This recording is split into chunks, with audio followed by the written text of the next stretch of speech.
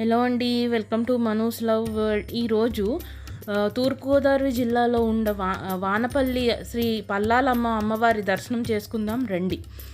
ఈవిడ అండి త్రేతాయుగం నుంచి ఉన్న అమ్మవారండి. ఇక్కడ సీతాదేవి పక్కనే ఉన్న గౌతమి నదిలో స్నానం చేసి బయటికి రాగానే అమ్మవారి ప్రకృతి నుంచి వచ్చారంటండి.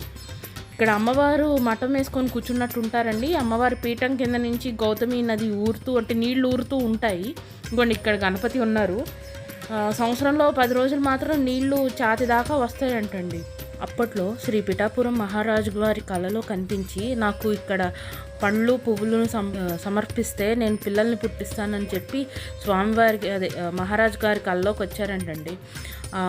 ఇదిగోండి ఇదే గౌతమి నది. ఇక్కడి నుంచి ఆవిడ వచ్చారు. అండ్ పైగా ఇక్కడ ఏంటంటే పేర్లేని చెట్టు అని ఉంటుందండి. దానికి అక్కడ ముడుపు కడితే పిల్లలు పుడతారని ఇక్కడ ఆచారం ఉందండి. ప్లీజ్ సబ్స్క్రైబ్ అండి.